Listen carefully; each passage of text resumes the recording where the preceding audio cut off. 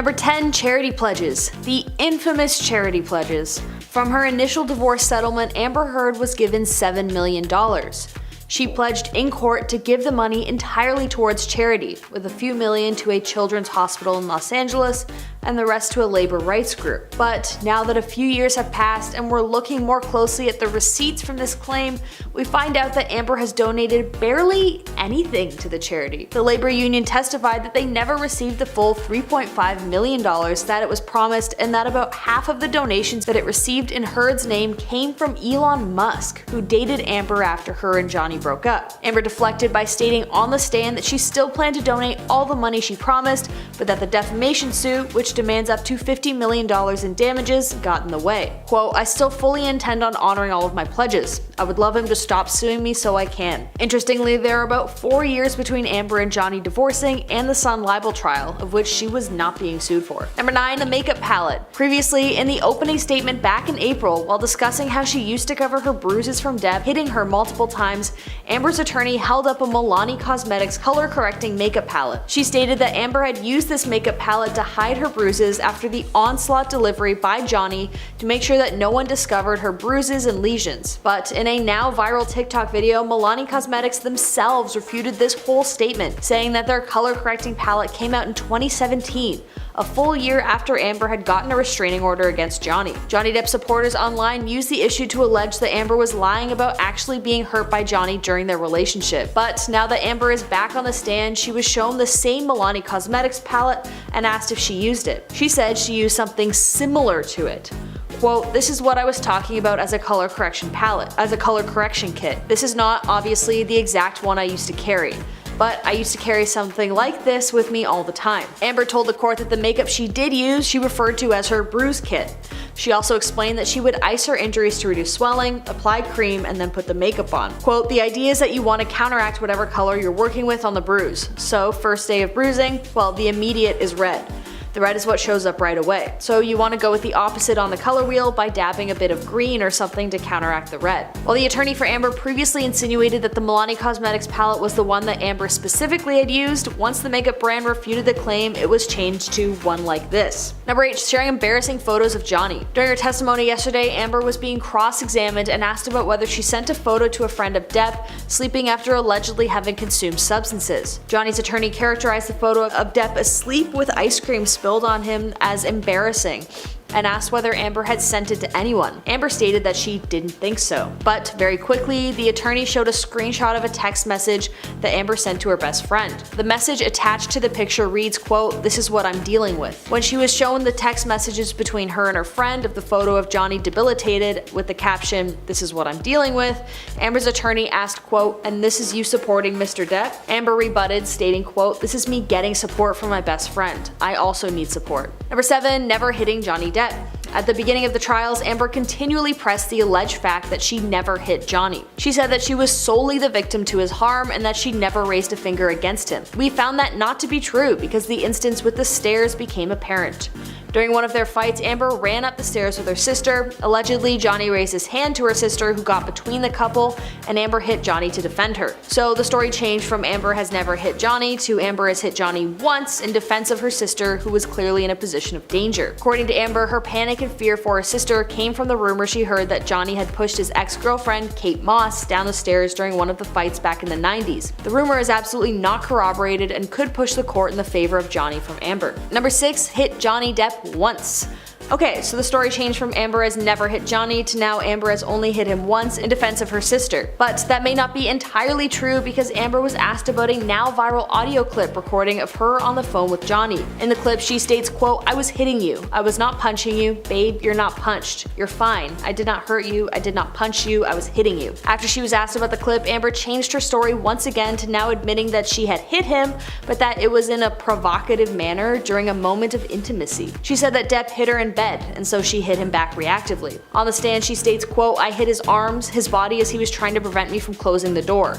I knew what he would do to me when he got to the other side." So now the story has gone from never hitting Johnny to only hitting him once to now twice. Number 5, adjusting her timeline. While on the witness stand on Monday, Amber spent the first few minutes changing her story and adjusting her testimony, telling the court that the alleged harm from Johnny began earlier than she previously thought. Quote, "I'm embarrassed to say I think I would have liked to believe that the period of time in which I fell in love with Johnny, in which we fell in love and he was sober and he wasn't violent to me, lasted longer than it did." She said following a review of therapy notes, she recalled earlier moments of alleged harm that dated back as early as 2012 rather than her previously stated 2013. When asked by her attorney why she didn't recall these moments, Amber stated, quote, "That's not how my memory works." Number 4, Amber not being a fan. While up on the stand, Amber spent some time describing her early days in a relationship with Johnny. She also describes what she thought of him before she got to know him. Quote, "I knew who he was. I wasn't familiar, I wasn't a fan of his work. I wasn't familiar with him." But then some fans found a decades-old interview with Amber in which she was asked whether she was a fan of Johnny's growing up. The younger Amber says, quote, "I mean, who isn't a fan of Johnny's? That's a given. He's been a cultural icon and talented actor since I can remember." Number 3, Amber leaked evidence to TMZ. Previous testimony from the original 2016 divorce proceedings from Amber are currently under scrutiny as well. Allegedly, she may have slipped up while on the stand originally. During Heard's cross-examination in Virginia's Fairfax County Circuit Court on Tuesday, May 17th,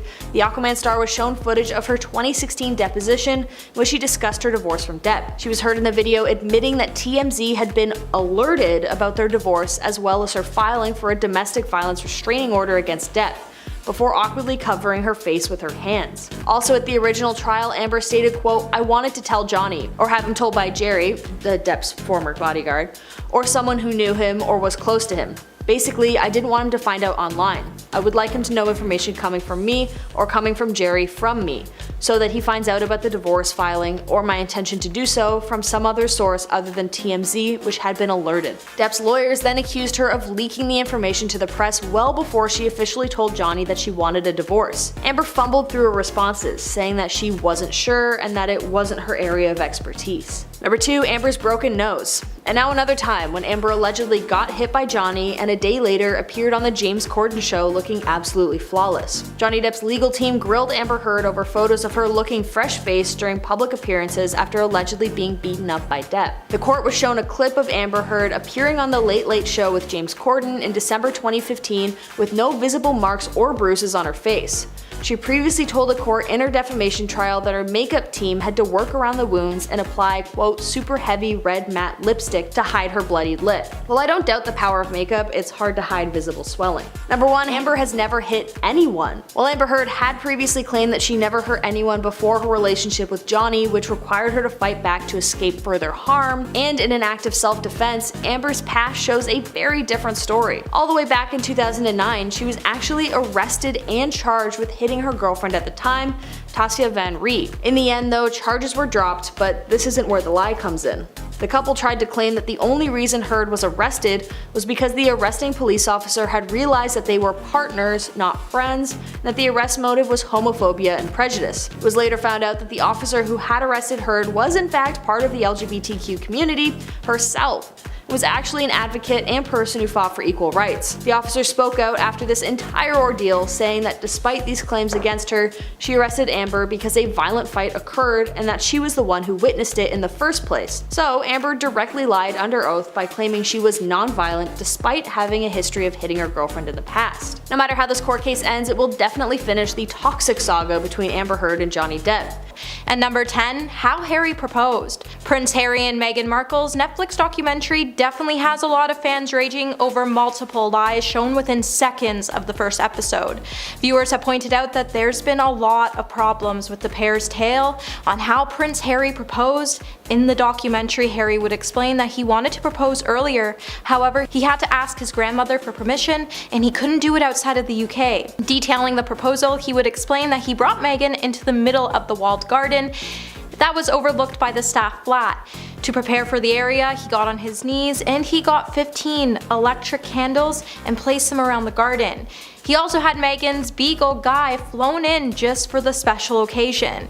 He would then have Meghan close her eyes and tell her not to peek just before Meghan even called her friend and whispered that she thought he was actually going to propose to her. Then a series of photos would be shown of the special moment, which showed Harry on one knee holding a ring box in one hand as the dog sat next to him. Meghan then said he was down on one knee, and I was like, yes, we were so joyful and excited. We thought we're doing this. However, the proposal totally contradicted the past version they told the press in 2017, as Harry claimed that he proposed to the Duchess in the kitchen on a standard typical night in their cottage. However, even by the third episode, Meghan would even admit that their engagement was rehearsed for the press. At number 9, we have ex-girlfriend cut out of a photo. Since Netflix released the first 3 episodes of the Duke and Duchess documentary series, Harry and Meghan's fans have been analyzing every single photo and video shown. However, the fans noticed something really weird about one of the photos. While some of the manipulations of photos were small, it's clear that the couple were trying to look vulnerable, and the photos and videos were planted to help them achieve sympathy from the public. With the couple trying to say that they had already been hounded by the public, a photo of younger Harry would be shown, and in the photo you could see that he has his hands covering his face from the paparazzi cameras. Although it looks like in the photo that the prince is completely on his own, thanks to some good cropping, fans would point out that they've seen this photo before, as the photo initially also featured Harry's ex-girlfriend Chelsea Davy. Now, the photo in question was taken in September of 2007 at Heathrow Airport, and while the photo is cropped, it featured Harry with a protective arm around Chelsea, who was walking by his side, despite the original picture showing Harry with his ex-partner. It makes us wonder why Netflix producers cropped Chelsea out of the frame entirely. Hey Peaches, are you enjoying this video so far? If so, don't forget to give it a thumbs up and subscribe to the channel. And number 8, Netflix photographer. While Meghan and Harry are claiming the press has been leaking and planting stories about them, the real dirty game here is the fact that they tried to convince everyone that a Netflix photographer was a paparazzi member. A lot of you have been pointing out a lot of fake photos, including Evening Standard's royal editor Robert Jobson, as he's even criticized one of the dramatic shots in a photo that could be seen of a photographer's lens peering down on the couple with their newborn child. The couple would try to claim that it was someone following them. However, Robert has insisted that the photo was taken with their approval by an accredited press photographer at Archbishop Tutu's residence in Cape Town. Only 3 people were accredited in this position. And you might be wondering, how did Robert know that there was only 3 people hired by the couple? Well, it's because he was there and he was one of those people. The filming of Archie at the residence was highly controlled, and it wasn't the scum media following them. And number 7, press intrusion. The issue with majority of the docu-series is that Meghan and Harry have claimed that there was a large amount of press intrusion. When it came to the couple, however, a lot of it was actually approved by themselves or their aides. However, if you watch the series, you can definitely agree that there was footage that was flipped to give different angles to make Meghan and Harry appear as victims that fell into the hands of the paparazzi. The whole series gives us an impression that photographers covertly snapped the family at all times. However, witnesses and staff have come out to say that most of these photographers had actually been granted official access in advance so they could capture some sweet photos of the family. With the use of phony photos, Harry and Meghan even tried to convince us that they were all blindsided by the media consistently, when that wasn't even the case. Even if it felt like press intrusion to the couple, even if it was approved by Netflix, they have declined to comment on suggestions that a lot of the footage was misleading. But it's definitely for sure that the couple was smart by making the documentary with Netflix, is because they weren't bound by UK's broadcast standard code, so they were allowed to use materials to mislead the audience. So with more episodes to still be released, we're definitely going to see a lot more manipulated stock images to illustrate the idea that the family was stalked by the paparazzi, which just isn't the case. And number 6, Harry Potter press photo. If we learned anything watching the first 3 episodes of the trailer, it was that the magic of editing can make anyone believe anything. However, when we all saw one certain black and white photograph, we all realize that the image of the paparazzi was taken out of context to portray the paparazzi as aggressive when it comes to the royal couple. However, the actual image was actually taken at a final Harry Potter premiere in 2011. However, when the photo appeared in both the trailer and the series, while Harry was saying he was trying to protect his family, he was implying that he was trying to protect his family from the press, and that this is a huge group paparazzi that was actually following them and his family. However, this premiere took place way before the couple even met. It's actually kind of embarrassing that Harry and Meghan would use this photo to kind of claim that they were being stalked by the paparazzi, as the photo actually came from a Harry Potter premiere that happened way before they even met. Also, I think it's worth mentioning, no member of the British royal family was even present at the 2011 premiere of Harry Potter, meaning that this photo shouldn't even been shown in the first place, as it has no context to. And number 5, not knowing who Harry was. What hasn't changed is that Meghan is still claiming she had no idea who Prince Harry was. In the very first episodes, it explored the early days of Prince Harry and Meghan's relationship, and the couple would reveal that they met in July of 2016. When Meghan posted a picture with her friend, they would call Meghan and say, "Between you and I thought you might want to know that being newly single and all, I put our Snapchat on Instagram and Prince follows me. He called me last night and he wants to meet you. Might have to set you up." However, Meghan had no idea who the prince was before the date, and she's been claiming for a while now that she never did any research on the Queen or her relatives ahead of meeting Harry. However, it was definitely all a lie, because it's been proven that Meghan was actually obsessed with Princess Diana. She even had books about her, and she was already acquainted with one of the York girls through Soho House.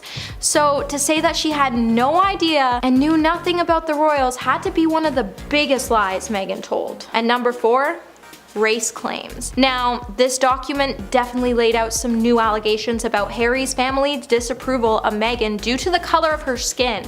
However, a lot of people aren't buying her claims of racism, because in the beginning, let's face it, everyone loved Meghan, including the press, until it started to surface how Harry and Meghan were mean to castle staff, and how they even made one secretary quit due to their rude behavior. And then the whole world, including the palace, started to turn on them.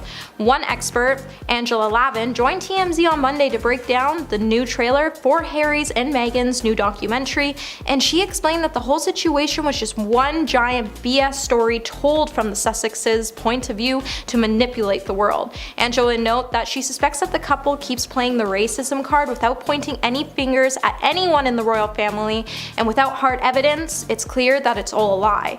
Harry has even said that there's been hierarchy of the family, and he claimed that they were always leaking stories about Meghan and him to support the family's ongoing conflict against Meghan. However, the real reason the family didn't approve of Meghan was because she was extremely rude to everyone, and there's even been clips posted by Daily Royal News where it showed Meghan being extremely rude to the Queen. And let's not forget all the staff leaking stories to the media about how they were treated by her. And number 3, Donald Trump's ex-lawyer. So now that the first 3 episodes of Harry's and Meghan's long-awaited Netflix documentary has finally been released, it has come under fire for using a lot of misleading videos and pictures. Also, let's not forget, a lot of people even stopped watching the series 11 minutes in because they were super sick of all the BS stories that it was giving. One short clip that was meant to highlight the couple's continuous relationship with the media is actually a stock photo of Donald Trump's former lawyer, Michael Cohen, getting into a vehicle to be transported to prison on May 6, 2019. In the footage shown in the trailer, you could see the cameras around the limo before it cut to a very tearful Meghan. However, experts would then point out that Meghan wasn't actually in the vehicle. Meghan and Harry are clearly impatient, and instead of trying to gather strong evidence to support their claims, they would try to manipulate footage to put blame on the royal family, and that just isn't right. And number 2, footage of Katy Price. While in the beginning of Harry's and Meghan's documentary, it definitely sparked fear among some of the royal family, as they were scared to see what Harry and Meghan would come up with that would damage the image of the family. However, with a bunch of exposed lies, all this film did was make the public hate Harry and Meghan even more. I think a lot of us raised our eyebrows when we spotted footage which appears to have come from Katy Price's court appearance. While Katy hasn't made a full comment of the clip, she did share a screenshot of a news report revealing that the footage was used from her trial onto her Instagram story, revealing that she indeed did spot the footage. Viewers have had a lot of mixed responses to spotting the moment in the trailer, with some even asking Netflix why they use so much misleading images and clips to mislead the public. One user even said, "What the heck, Netflix? This enrages me that you're using so many fake images to stoke feelings. Shame on you." And at number 1 today, they're the only ones that know the truth. Now, if you watch the trailer or the 3 episodes, then you know throughout the whole thing the couple has been trying to claim that they are the only ones that know their truth. However, their truth would definitely be exposed for the lies it was full of. After watching the 3 clips today, fans have already taken to the internet to start reviews, and a lot of them have been pretty sarcastic. When Harry and Meghan claim that there is a hierarchy of the family, a lot of us had a good chuckle. One user even wrote, "I love the part when after spending 39 years in the royal family, Harry realizes that there is a hierarchy." Netflix would also try to crop a photo of the royal family when they appeared on a balcony on Buckingham Palace. The photo was placed to look like Prince William and Kate Middleton were in the center of the photo. However, a newspaper noticed that the arrangement of the family that day is not as it seems, as it's actually Queen Elizabeth II that was in the center of the photo before it was cropped. In the aftermath of all these accusations, it's certain that the royal watchers will be closely dissecting and scrutinizing all of the footage to come, so more lies will definitely be released soon. However, the fact that Harry and Meghan were so determined to tell their truth that they were able to time travel to a Harry Potter premiere in 2011 and even be visited by Queen Mary in 1938, it was so courageous, and the fact that they thought they could use these facts to stand up to those that called them liars is truly concerning. Coming in at number 10, Johnny Depp threw his phone at Amber, causing injury. This is definitely one of the biggest ones on the list. The initial case against Johnny that he harmed Amber physically exploded onto the internet back in 2016 after the former couple got divorced, with irreconcilable differences cited as the reason. Although they had initially made a joint statement saying that the divorce was amicable, it very quickly got ugly when Amber filed a restraining order against her former lover. During the case against him, she alleges that Depp threw a cell phone at her during a fight, which struck her in the eye and the cheek, and that he claims he screamed at her, grabbed her face, and pulled her hair. She also submitted a photo of her face all bloodied and bruised. But documents later falsified this claim when LAPD officers who responded to the call during the time of the fight stated that they found no evidence of any crime having taken place. In the current defamation case, Heard's lawyers subpoenaed the LAPD, which basically means they called the cops to court. I guess during these current suits we'll see more of an elaboration on that fight, but as of now that's all we have. Number 9, they both claim that neither party has made false accusations for financial gain. In August 2016, after their divorce had been officially finalized and settled, the pair released another statement saying, quote, "Our relationship was intensely passionate and at times volatile, but always bound by love. Neither party has made false accusations for financial gain. There was never any intent of physical or emotional harm." Fast forward to now, the claims that neither party has made false accusations has been completely turned on its head. Not only that, but financial gain is at the forefront of these cases. Currently, Depp is suing Heard for $50 million, and she is countersuing for $100 million. I'd say that lines the pockets pretty well. Number 8, Amber donated $7 million to a children's hospital. After their divorce was finalized, Amber pledged that she would donate $7 million of the money that she got from Johnny to the American Civil Liberties Union and the Los Angeles Children's Hospital. In 2021, a New York judge partially granted a petition from Johnny to determine whether the donations had actually been made. What was found was that she did not in fact donate the money, but had planned to do so. Quote, "My client is still planning to donate one half of her total settlement to the ACLU and the other half to CHLA. And while it is undetermined what those payment schedules may be, she has already made the first payment toward the pledges. She fully intends to continue to give the full $7 million, but she can't do it yet. She will do it when she can. But she has given a significant amount to both." What's the holdup, Amber? Coming in at number 7, Amber Heard wrote her op-ed insinuating that Johnny hurt Amber's career. In the now famous Washington Post opinion piece that Amber Heard wrote that spawned the defamation case, Amber alleged that her divorce from Johnny Depp had practically blacklisted her from Hollywood. Quote, "A movie I was attached to recast my role. I had just shot a 2-year campaign as the face of a global fashion brand and the company dropped me. Questions arose as to whether I would be able to keep my role as Mira in the movies Justice League and Aquaman. In fact, Amber had barely lost any traction. She didn't get her name taken off of Justice League, and she's doing just fine filming for movies as we speak. But Johnny Depp got fired off of Fantastic Beasts, and he's barely been in anything these days. Although Amber cried victim herself, it is extremely apparent that that isn't really the case. Number 6. Amber told the court that Johnny had pushed Kate Moss down the stairs. This claim was basically instantly debunked and shut down by the court. Based on a kind of old rumor, Amber voiced unsubstantiated claims that Johnny Depp had pushed his former girlfriend, Kate Moss, down the stairs after she stood up for her sister during a fight. The lawyer defending Johnny said that she was basically making up accusations as she went along to try and paint him in the worst light possible. Number 5. Amber's sister lied to the court defending Amber herself. The third week of the trial of Johnny Depp against The Sun, a magazine that published a piece calling him a wife harmer, Amber's sister was called to testify for The Sun. Then, the day after her testimony, when she claimed that Amber had never hurt her or harmed her in any way, a video was sent to Johnny's lawyers by an anonymous source which disproves that statement. Depp's lawyers claimed that the video demonstrated that the sister had lied and tailored her testimony to, quote, meet her sister's evidence. The footage in question was a clip from a reality show featuring Amber's sister claiming that, quote, I can't believe Amber beat your ass.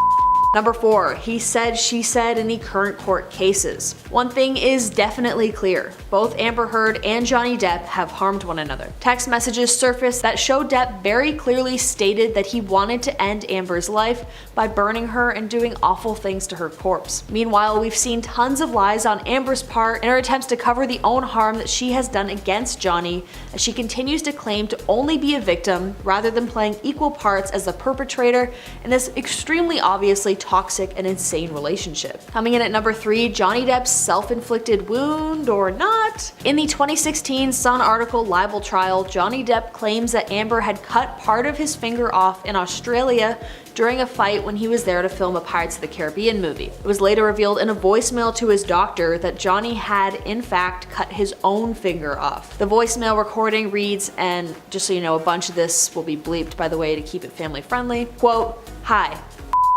Had another one. I cannot live like this. She is as full of as a Christmas goose. I'm done. No more. The constant insults, demeaning, belittling, most heartbreaking, that is only released from a malicious, evil, and vindictive. But you know what? Far more hurtful than her venomous and degrading, endless educational ranting is her hideously and purposeful, hurtful tirades and her shocking treatment of the man she is supposed to love above all. Her obsession with herself is far more important. She is so ambitious. She's so desperate for success and fame. That's probably why I was acquired. Although she has hammered me with that a sad old man has been I am. I'm so very sad. I cut the top of my middle finger off. What should I do? Except of course go to the hospital. I'm so embarrassed for jumping into anything with her. The world. Although it definitely was after a verbal altercation, Johnny has a history of drinking too much, and it is alleged that he drank way too much that night, had a fight with Amber, and it escalated to an insane degree, with Johnny harming himself after a major depressive bout. Coming in at number 2, Amber may have tried to get her friends to lie for her. In a report that was just posted only moments ago at the time of writing this, Amber Heard's good friend Eve Barlow was kicked out of court for a multitude of reasons. Eve was acting as part of Amber's legal team even though she has no expertise in the matter. It is alleged by the court that apparently she tried to intervene during testimonies from Johnny's witnesses, which is entirely not allowed in a bid to not let the truth come out. She was also very recently kicked out of the courtroom and told not to return because she was live tweeting the processes, which is strictly under lock and key, after she was caught on her phone during the proceedings. Quote, Amber had her closest journalist friends sit in the front row with her legal team at the trial, live tweeting, texting, and posting information. Even though the court has continually sided with Amber, that can't look great on her to so obviously be having someone leak information. Coming in at number 1, both Amber and Johnny have stated they never hit one another. Both are proved untrue. Now finally, the biggest one of all, and the root cause of all the legal proceedings going on. Whether or not you side with Amber over Johnny or vice versa, one thing is abundantly clear. No one person is the true victim here. While it was determined pretty early on that Johnny had hit Amber, even if it wasn't nearly as bad as she had alleged, it did happen. There is video evidence and voice recordings of aggression and harm against her. Similarly, however, Amber is the only one with a voice recording genuinely admitting to hitting Depp. In a phone call to Johnny, Amber her stated, quote, "I can't promise I won't get physical again. I get so mad I lose it." The hit in question was a slap. So when both parties choose to continue to deny any wrongdoing, does that mean that these legal battles will just continue to drag on forever as each person continues throwing accusations at one another with little regard for the truth? Number 10. Crosswalk karaoke. James is a multi-talented performer, priding himself on his singing abilities and acting chops. So of course it would make sense he wanted to add a bit to his series called Crosswalk the Musical. In this bit, Corden would invite his guests to learn a brief musical number for various musicals like Aladdin and Beauty and the Beast. Now what's the twist?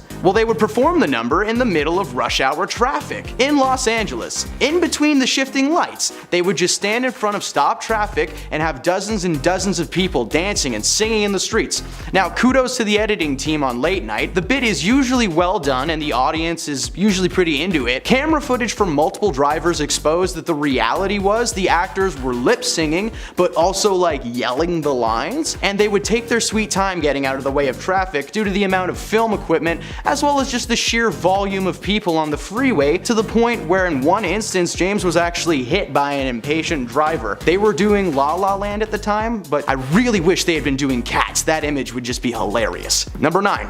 Short temper. Fans will recount nothing but good times for the Late Late Show. The host is so bubbly and happy-go-lucky. What would he even look like angry? Well, unfortunately, the staff of Balthazar, a small French restaurant in New York City, witnessed firsthand the wrath of Corden when his wife accidentally was served a salad and an egg yolk omelet with just a little bit of white accidentally mixed in. He had it sent back, shouting at the waiters, only for the dish to return fixed, but it now had a side of fries instead of salad, and for some reason he was furious about that. Like, if someone took a salad away from me and brought me a plate of french fries, I'd be stoked. Now, he went on a tangent, reportedly causing the server to have some sort of panic attack and they needed to be replaced. And on top of that, the owner of the restaurant, Keith McNally, then publicly banned James from ever entering his store again, claiming he was the most abusive customer to his Balthazar servers that he has seen since the restaurant opened its doors 25 years ago. Corden later apologized for the incident and was invited back, but as a former server, I can safely say there is always going to be just a little bit of egg whites in your omelet from now on. Just a little. Number 8.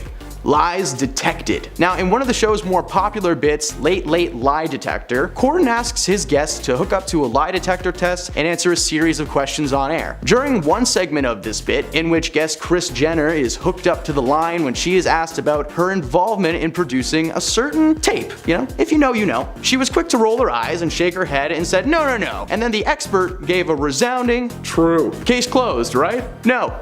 Not even close. Because the next day, Kim Kardashian's ex-boyfriend Ray J blasted the show, calling the segment fake, claiming that the man giving the test, John, was underqualified. Going on to call the network sad for allowing the segment to be aired and threatening to sue Corden and the show itself. A little digging was done and it turned out that there were some truths to these claims, as John's LinkedIn profile revealed that he had attended a number of unspecified lie detector academies, which sounds made up enough, but it also says that he has a bachelor's in law, but that he didn't actually finish the course. If you need further proof that this man in question was a phony, well, Kris responded to the question, "Who's your favorite host?" with, of course, James Corden, and the man once again gave just a monotone, true. Number 7. Asian food petition. The Late Late Show features a segment called Spill Your Guts, where guests either have to answer difficult questions or eat the disgusting foods presented to them. While the foods that are presented to the guests are meant to be off-putting and encourage them to answer the questions as an alternative, many of the foods are actually popular dishes from various Asian cultures. He presented foods like balut, century-old eggs, and chicken feet, mixed in with items like fish eggs and animal excrement. Corden would openly call the food horrific and disgusting, inciting outrage from many fans and inspiring a petition to begin on change.org. They wanted to have the segment wiped entirely from the program. And after over a month of petitioning, the Late Late hosts responded, saying that they would no longer be using any Asian foods on his show ever again. Number 6. Patrick Stewart. Sir Patrick Stewart is best known for his performance as Charles Xavier in the X-Men franchise, but he's also well known for being a sweetheart. At the Glamour Awards several years ago, he was presenting an award when a certain late show host was spotted backstage. Stewart tells the audience that Corden was backstage with his hands in his pocket, looking like he'd rather be literally anywhere else. And of course, Corden ran out on stage to defend himself, telling Stewart that he couldn't have been more wrong, which prompted Stewart to make a joke about seeing James's tummy from across the stage. This caused James to get right up in Patrick's face and demand him to explain the punchline, and of course he was immediately asked to leave the stage. Many speculate that something like this must have been planned, but so far there hasn't been any proof or evidence suggesting that this was staged. This took place well before his restaurant fiasco, so it showcased just how bad and short-tempered Corden really can be. Number 5. Demi Moore's book. Spill Your Guts makes a brief return on this list, because in 2019, Corden invited Moore on the show to promote her new memoir entitled Inside Out. During the Spill Your Guts segment, Moore asked Corden, "In the green room, you said you loved my book. What part specifically was your favorite?" Now Corden paused and fumbled, saying, I love the part about the drugs. And he then caved and admitted that he actually didn't read the book. But he did love the pictures, so that's gotta count, right? As a late host, you don't have to read every single book or watch every movie or TV show that's put in front of you, but at least be upfront about it. He apologized for lying and said that he just wanted her to feel better before eating a big ol' spoon of cow blood and pork tongue jelly.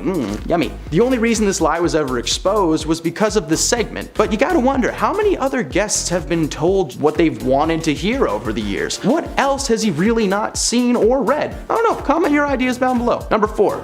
Carpool karaoke. One of Corden's most famous late night bits, carpool karaoke, where James invites a celebrity guest to sit in his car, drive around the city, and sing familiar and top charting songs. Sounds wholesome, right? No, you're wrong. After a photo surfaced online in 2018, evidence showed that James was actually never driving the cars during this segment, and that they were simply carted around town on a trailer. Not only does this mean that James was lying about the bit, but anyone who got into his car was lying too. Honestly, I think he should have just been forward about this from the beginning. It actually would have added a new comedic level to the bit, knowing that famous people were being pulled around in what was essentially a $40,000 wagon. Now he claims the trailer is for safety purposes, but hey man, if you can't drive and sing at the same time, are you actually living? Number 3.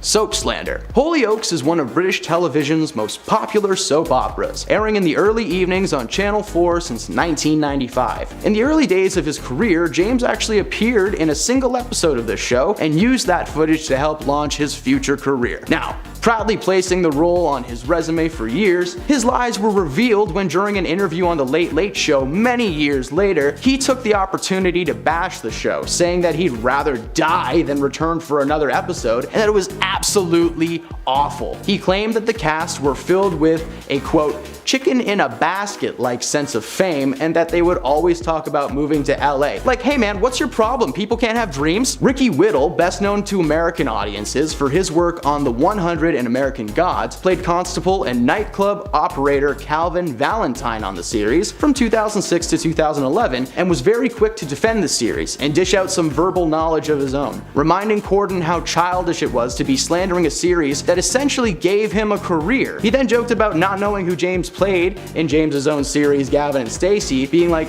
is he Gavin? Is he Stacey? Who knows? Personally, I don't. Number 2. The Prom. The Prom hit Broadway in 2018 and earned 7 Tony Award nominations. The musical is about a bunch of narcissistic New York theatrical actors who use a small town controversy, which is that the high school in the town won't allow a female student to take her girlfriend to prom, as a cause to cynically embrace and promote themselves. The film version was released in 2020 and starred a stacked cast, including Meryl Streep, Nicole Kidman, and look, it's James Corden. Corden was ecstatic about his performance and made sure to let everybody know just how proud he was. Unfortunately for him, that pride quickly turned to shame as critics began slamming his performance. You see, Corden plays Barry Glickman, possibly the most self-absorbed of the New York contingents. The character is also openly gay, while Corden is not, and his interpretation of the role was iffy. He continuously leaned into gay stereotypes, performing what many in the industry called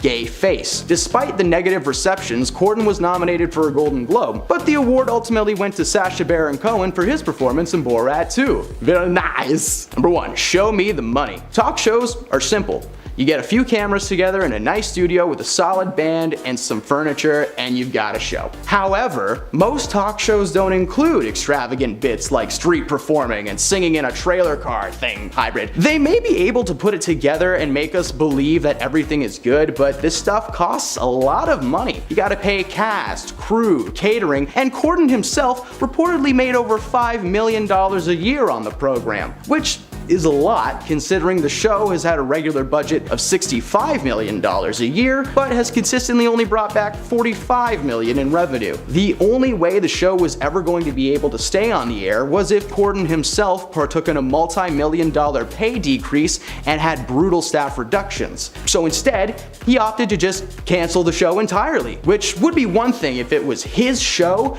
but this was the Late Late Show. It's been around since 1995, first being hosted by Tom Snyder. He's taking away something he didn't even create, and now, instead of only some people losing their jobs, everybody loses their jobs. I don't know, A for effort, I guess. Number 10, Tom Hiddleston and Taylor Swift. If you've ever dated Taylor Swift, then there's a very good chance she's written a song about you. Swift has been basing her lyrical masterpieces around past relationships for a majority of her career. Splitting up with someone is never easy, but whenever this happens to Taylor, it gives her a chance to pump out another top charting track that is sure to keep us dancing the night away. This was unfortunate for Tom Hiddleston though, best known for his role as Loki in the Marvel Universe, briefly dating the singer in 2016, even briefly being dubbed Hiddle Swift by fans. That's so cute. The couple was together for a grand total of 3 months, but during that time were very public about their activities, almost trying to sell us on the idea that they were just so happy together. The timing of this was just a little too suspicious, as Hiddleston had just begun production on Thor Ragnarok,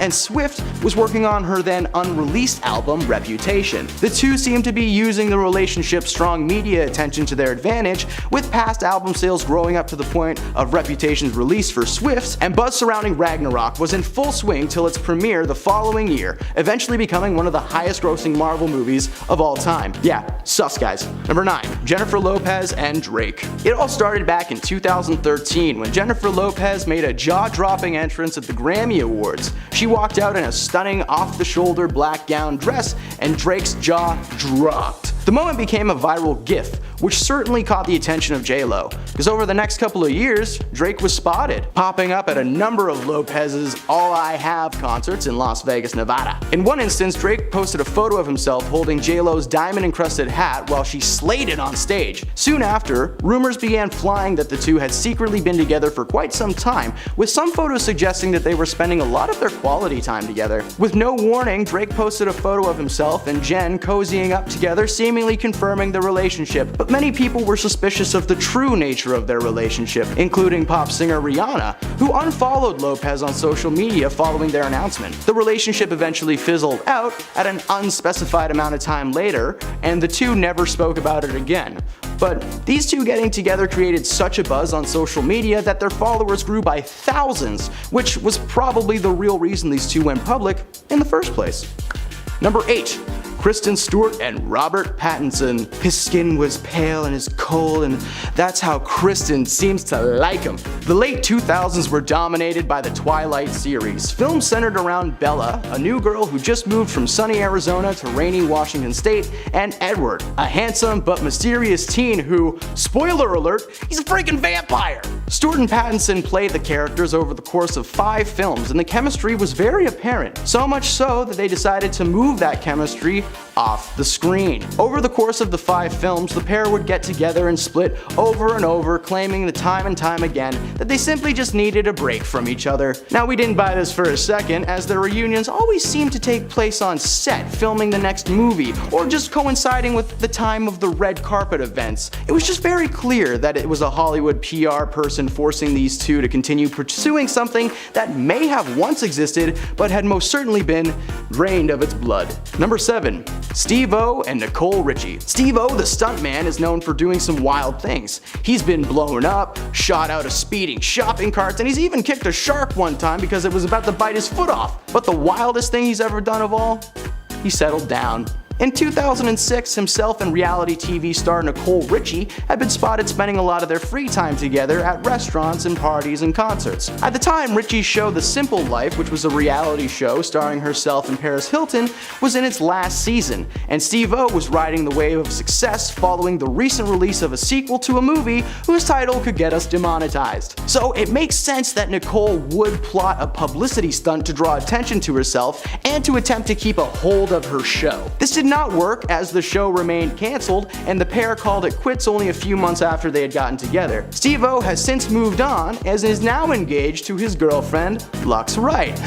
Yeah, dude! Number 6. Jennifer Aniston and Vince Vaughn. The Breakup is a 2005 romantic dramedy starring Aniston and Vaughn as a couple who are stuck living together following a nasty split that leaves them fighting for custody of their apartment. This sounds like a cute movie. You know what's even cuter? The pair became a couple in real life. They were regularly seen off set having dinner and snuggling up together, sparking news of another screen couple turned true lovers. Well, in 2006 that news shifted to accuracy of film title astonishes all, as the couple mutually called it quits, agreeing that the relationship had run its course. Convenient timing, considering for months before their film premiere the couple was creating buzz online, getting people excited to see the real-life couple acting together on the big screen. But despite the attempt, the film received poor reviews and the PR play had seemingly proved useless. Now, while this may have been a stunt, the two recount sharing a wonderful time together, with Aniston even saying that Vaughn was the defibrillator she needed after a rough divorce from Brad Pitt. I don't know why that's a good thing. That sounds very painful. 5. Theo James and Shailene Woodley. These are some names you may not be super familiar with unless you were a teen in the early 2010s. James and Woodley are the stars of the Divergent series, young adult films about a dystopian future where society is split into 5 factions, and one girl who does not fit into any one specific category. Woodley plays the leading lady, Tris Pryor, and Theo plays the leader of Dauntless, named 4, aka Tobias. In the books, Tobias and Tris meet under strange circumstances and spark an intense romantic fuse. They then spend the next 2 movies running together from the faction elites. Playing a couple on set, though, seemed to have given the pair a brilliant idea as they began appearing closer and cuddlier as time went on. Many times in interviews for the second Divergent movie, the pair can be seen making cute comments and subtly flirting with each other, but sadly their fake love was not meant to last, as with the franchise coming to an end in 2016, so did their PR stunt. The couple maintained that the relationship actually never took place, but judging by the on-screen chemistry, that actually might be true. That might be true. Number 4. Kid Rock and Pamela Anderson. The Singer and the Lifeguard. Sounds like a cheesy sitcom, right? Well, that was the actual combo that took place when Kid Rock and Pamela Anderson began an on-again, off-again relationship in the early 2000s. At first only dating, on and off again, the couple were then engaged after a reunion in 2003. They would call it off one more time before they tied the knot officially in 2006, only to file for a divorce soon after that. The back and forth nature of their relationship is not uncommon in the world of Hollywood, with many high-tier couples breaking up and reconciling over and over again. But what is uncommon is that the couple were airing out every single bit of dirty laundry for the public to see, and soon speculation turned to truth, as it was uncovered by a Hollywood insider that the couple's troubled history and rocky road were merely an attempt to keep themselves relevant in today's media circus. The plan didn't work, as most of you watching this right now probably don't even care about these guys at all, and some of you might not even know who either of these people are. So if that's the case, please go find some good old seasons of Baywatch and prepare to be amazed.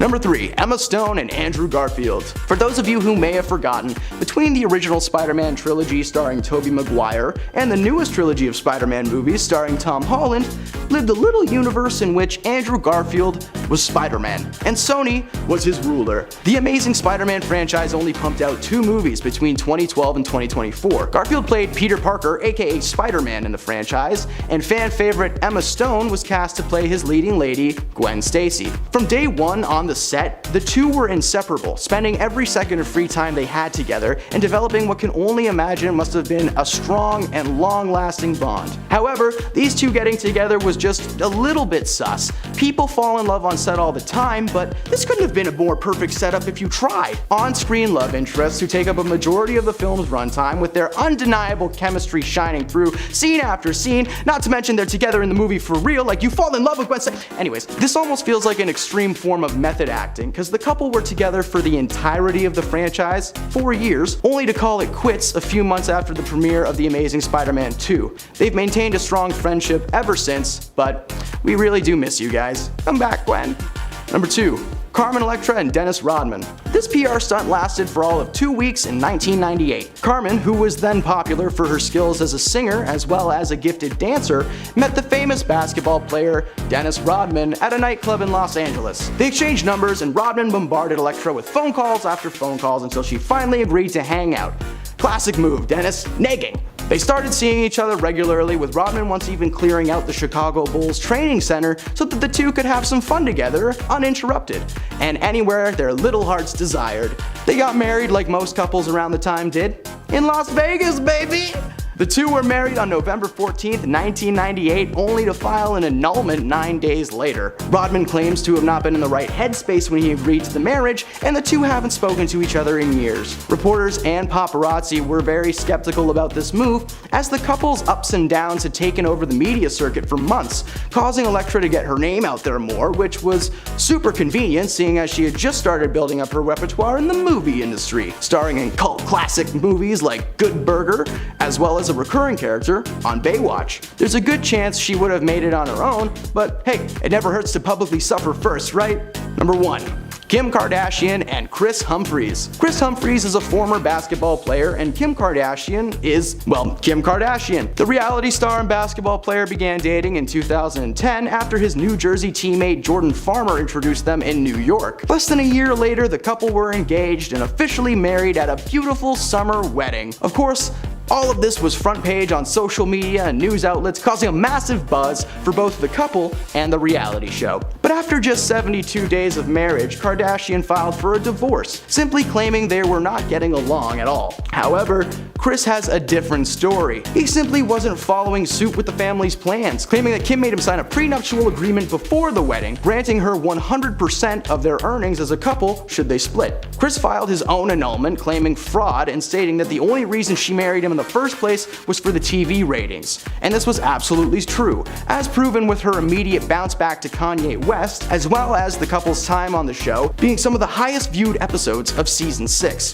While Kardashian knew the relationship wasn't going to work out, Kris didn't, and the entire thing was very real for him. So like, hey, Hollywood, chill out with the fake couples for a minute, you know? Kicking things off at number 10, Hilary Duff. Former Disney star Hilary Duff is known to have lied about her age. Unlike many other celebs though, she didn't lie about her age to book a role. Hilary actually lied in order to get into clubs when she was younger. She revealed that when she was younger, she used her sister Haley's ID to get into clubs, though she was always recognized. I don't think people actually believed her lies when she was trying to get into clubs when she was underage. People probably just knew that she was famous and they let her in just to make themselves look better. Ironically, she's been on a show called Younger, and the series is literally about lying about your age. Talk about coincidence. I guess all that time faking her age really paid off in the long run. At number 9, Eminem. Rapper Eminem is caught lying about his age during a Howard Stern interview back in 1999. This was at the start of his career, so maybe he just wanted to start things off by having people think he's younger than he really is. In the interview, the rapper told Stern that he was 24, but later on people realized that he was born in 72, and at the time of the interview, he would have been 27. Some people thought that maybe he just forgot how old he was for real, but we may never know. Also, side note, I didn't know Eminem was that old. I've been here thinking he was like in his 30s for the longest time, but turns out he's almost 50. I'm honestly shocked. And at 8, Jennifer Lopez. Up next, we're talking about Jenny from the Block. J-Lo was caught lying about her age back in 1999. A lot of this stuff happens in 99. For a while, she had been telling people that she was born in 1970 and that she was 29 at the time. But following a nightclub shooting in 99, she and P. Diddy, her boyfriend at the time, were brought in for questioning, and that's when the truth came out about her age. When police ran her through the system, they noticed that her information didn't quite match up, and so she had to come clean and reveal that she's actually a year older than she claimed she was, and that she was born in 1969 and was actually 30 years old at the time of the incident. Now, don't get me wrong, J-Lo is still looking fuego, but why did she feel the need to shave off a year? Just 1 year doesn't really make much difference, but I guess she just wanted to live her 20s one last time. Coming in at number 7, Whoopi Goldberg. Whoopi Goldberg is known for acting in productions like The Color Purple, Sister Act, Impact and Star Trek Next Gen. She's played some pretty iconic roles, but did you know that she actually lied about her age to get a lot of these roles? Unlike many other stars who say that they're younger than they truly are to get ahead in the industry, Whoopi actually claimed to be 6 years older than she really was. Whoopi has said that she needed to pretend to be closer to her 40s in order to get a role. This lie started back in 1986 when the actress was 30, but told producers that she was 6 years older in order to book a job, so she claimed to have been born in 1949. This is not very common to see a celebrity say that they're older, since most of them want to preserve their youth in the media, but Whoopi did it to secure her bag, so props to you, Whoopi. In at 6, Jay-Z. There's been some confusion surrounding Jay-Z's age. On a radio talk show, host Troy Turan claimed that he and Jay-Z were actually the same age and were both 50. He went on to say that the idea that he was in his mid-40s was made up and that his real age was 50. A lot of people bought into that and just assumed that Jay-Z was lying and that he just wanted to seem younger than he really was. But then records came out showing that Jay-Z was in fact born in 1969, making him 44 years old when the speculation came about. But I think that he's still lying about his age. I think he's much older than that, since he's a high-ranking member of the Illuminati. This guy is for sure immortal, and maybe his records say that he was born in 1969, but really, he could have been born in 1769, and he's been alive ever since. Halfway through at number 5, Steven Spielberg. Steven Spielberg is one of the most coveted directors in Hollywood, and his origin story, if you will, is one of the most unbelievable tales. Basically, the story goes that he was 21 and he snuck into the Universal Studios lot, found a vacant studio, and basically became a squatter there. He pretended to work there for months until he got caught, but then his film career took off from there. But there seems to be some discrepancies with his story, mostly concerning his age in that tale. Though he recounts that this happened in 1969 when he was 21, it turns out that if his birth date is correct and he was actually born in 1946, this means that he was actually 22 or 23 at the time. But on the other hand, he's also said that his time of sneaking into the Universal lot took place in 1965, and that means that he was 17 at the time, which really means that he was 18 or 19. Basically, the bottom line here is no one knows what happened and at what time and how old he was then. I think he's stuck in a time loop, honestly. There's just too many dates and times to keep track of. At 4, Nicki Minaj. Rapper Nicki Minaj is another celeb who's lied about how old she really is. For a long time, she had us believing that she was born in 1984, but turns out she's actually 2 years older and was actually born in 1982. Her age discovery actually happened in a similar way to J-Lo. Nicki was arrested in 2011, but when she was brought in by police and had to record the incident at hand, it was then that her real age was revealed, showing that she was 2 years older than she said she was. I think she lied about being younger to appeal to her demographic, since her music and her image was so colorful and upbeat. Her career was still fairly new, so marketing herself to the right audience was still important. But still, only 2 years? 2 years really isn't that much of a difference. Coming in at number 3, Rebel Wilson. After a high school photo of the actress resurfaced, Rebel was forced to come clean about her age. Although she had been claiming to be 29, the source revealed that she was actually 36. That's a pretty big jump, but you wouldn't have believed it if she didn't say anything. One of Rebel's former classmates was actually the one to call her out for lying. She said that the actress was born in 1979 and graduated high school in 97. Rebel came out saying that she felt hurt when she was called out. She also went on to say that in the film industry, a lot of people face ageism and sexism, so she wanted to seem younger in order to avoid this. She was so cheesed that she even took the publication who leaked her age to court and won just over $3 million for the defamation case because she claimed that the leak cost her jobs because of her age. In at number 2, Nelly. Rapper Nelly really bamboozled a lot of people when the truth came out about his age. Back in 2003, Nelly was included in Teen People's list of the hottest stars under 25. Obviously, to be eligible for this list, you have to be under the age of 25. That's kind of a given. So Nelly and his representatives told the publication that Nelly was 22 at the time, and so he was accepted and put on the list. Later on, it was discovered that he lied about his age to get into the publication, but this was not a little lie. Oh no. Instead of being 22 like he said, he was actually 28.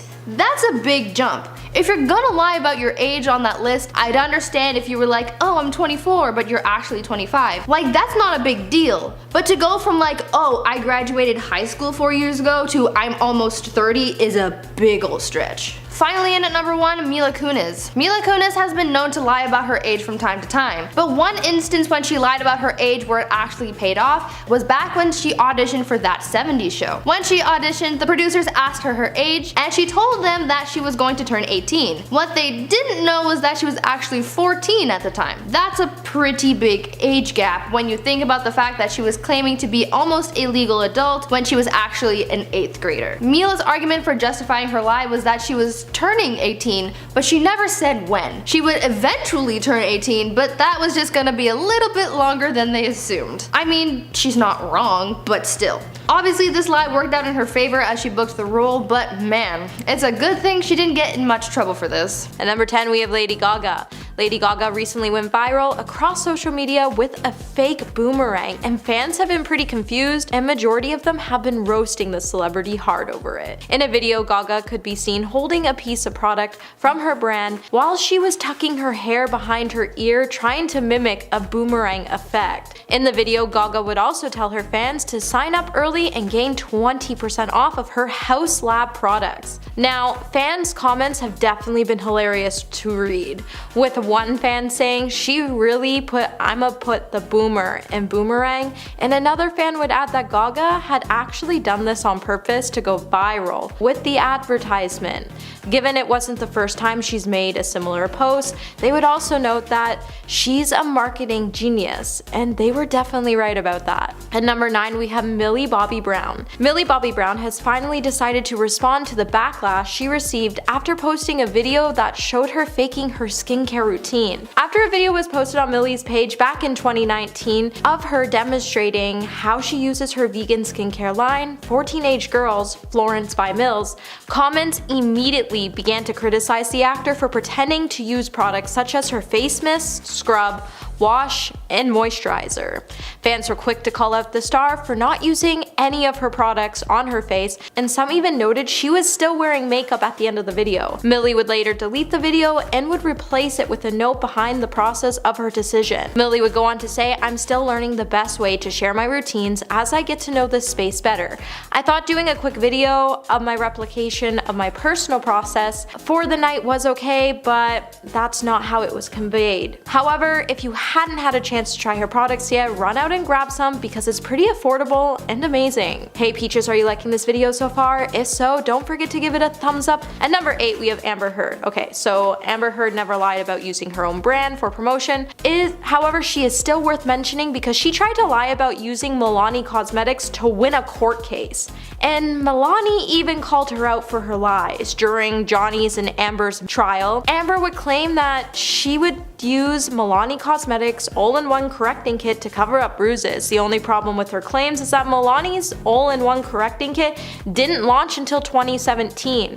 Milani would even post a TikTok video that the product wasn't even available before 2017 and highlighted that the actress was using it from 2012 to 2016. Now, Amber's attorney did not specifically name Milani Cosmetics in court, however they did hold up the kit and said Amber carried this exact one every day. At number 7 we have Addison Rae. Addison Rae was accused of trying to scam fans after launching a face mist that protects skin from blue light damage, just months after another influencer had to cancel a similar product due to backlash. Addison Rae would then release her own version and would say that her product was designed to guard and relieve the skin from blue light that comes from cell phones, computers, and TVs. Many were quick to say that Addison's product is a scam because there is still very limited evidence to prove that blue light is even harmful to skin in the first place. Most health concerns regarding overexposure to blue light relates to eye strain and vision problems, not skin. So the TikTok star should have opted to create her own line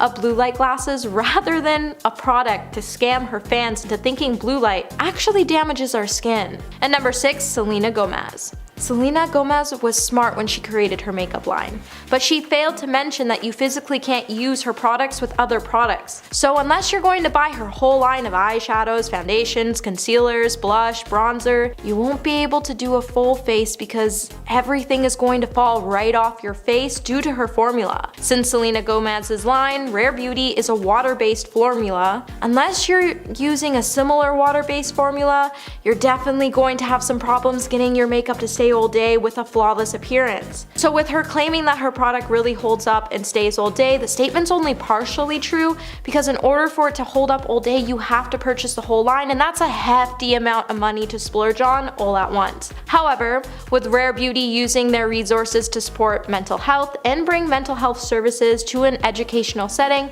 it's a brand we seriously can't help but support, as the products do what they claim and their impact is truly beautiful. At number 5, Rihanna. Rihanna's line, Savage X Fenty, has drawn in millions in investment funding because it has been lauded for its inclusive sizing and diverse marketing. However, Rihanna's company deceptively promotes discounts and prices that are only available to consumers who are part of the company's membership program, without clearly disclosing the fact when marketing the discount. When consumers flock to the site for the deals, they are automatically enrolled by the company into an extra VIP membership. And the company doesn't clearly disclose the terms and conditions, like needing to take affirmative action every month to avoid reoccurring charges. And some of these items listed on the site are already defaulted to VIP pricing, and they don't give an option to purchase it at a regular price. So if you add one of these to your baskets, you're automatically being added to Savage X monthly membership plan. And the only way of knowing the membership will result in more charges is by clicking the small Learn More button, which will let you know you will be charged a minimum of $49.95 a month. So always read the small print. At number 4, Khloe Kardashian. Khloe Kardashian's clothing company Good American has been getting some ridicule on Instagram after some followers have accused the star of photoshopping images to make her products seem better than they actually are. When the reality TV star posted a photo on her Instagram lying on a mirrored floor, gazing at the camera, she would sport a pair of shape-enhancing skinny jeans. However, the page's followers quickly called her out because they forgot to Photoshop her reflection to match what they edited outside. Fans were quick to point out that they loved Khloe, but who is that? It just didn't look like her.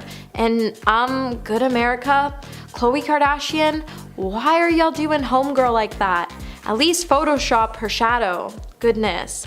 The photo definitely ran in contrast to Good American's brand identity, as the company was designed for a curvier, stronger shape, but fans pointed out that how is your brand supposed to promote embracing yourself when they're caught photoshopping their advertisements? The lies were definitely real in this post, and it's definitely something we all didn't see coming, and we definitely won't be purchasing anything from this brand anytime soon. At number 3, we have Shay Mitchell. Shay Mitchell was slammed by her fans for making a makeup remover ad. In an obviously staged Snapchat video, the actress and Biore ambassador posted a video to promote the beauty brand's makeup remover. In the video, Shay would begin the clip by pouring the liquid onto a cotton round while saying, "I have obviously tried my fair share of makeup removers, but these are by far my favorite." She would then attempt to demonstrate the product's ability to remove waterproof makeup by swiping the pad across her own eyes. However, when she proudly showed off the cotton round afterwards, her eyeshadow and mascara were perfectly intact. One user would even call out Shay by saying, "She ain't even rub her eye, I'm crying," and another would say, "Why is she reviewing a skincare product with a Snapchat filter on?" At number 2, we have Elizabeth Holmes. When the CEO of Theranos, Elizabeth Holmes, lied about her blood testing machine's ability to run thousands of tests with just a single drop, a journalist would later expose Elizabeth's lie in a scathing article on her company. Before it all came crashing down, Elizabeth had won the trust of corporations such as Walgreens and world leaders. Elizabeth's company's products technology simply didn't do what the company repeatedly told investors, clients, and the media. While Elizabeth and her team said the machine could run over 200 tests, it was actually only able to run about a dozen, and they were actually using equipment that was already available on the market. Yet Elizabeth would hide this fact from investors, and she would claim that the company used their own equipment. They would then go on to fake demonstrations to strike major deals with companies such as Walgreens, and they also faked demonstrations with investors and gave misleading information about the products clinical trials. And number 1, we have Kylie Jenner. When Kylie Jenner claimed Kylie's skincare line was vegan, evidence would emerge to prove otherwise, and her fans would shortly come to call out the star for her lies. After fans discovered some ingredients in Kylie's line came from animals, fans would begin to slam Kylie for promoting her products as vegans when her products such as her toner and face wash weren't vegan at all. In her vanilla milk toner, it contains ingredients such as squalane, which is traditionally sourced from the livers of deep sea sharks. Although this oil can be harvested from plants as well, Kylie's ingredient list doesn't specify where the oil is from. Fans have also pointed out that her foaming face wash contain ingredients which are sourced from castor sacs of mature beavers. Also, her vitamin C serum smells like a meat stick, which makes matters worse as Kylie didn't even respond to the claims, so this brand definitely isn't vegan, so if you're vegan, don't use it.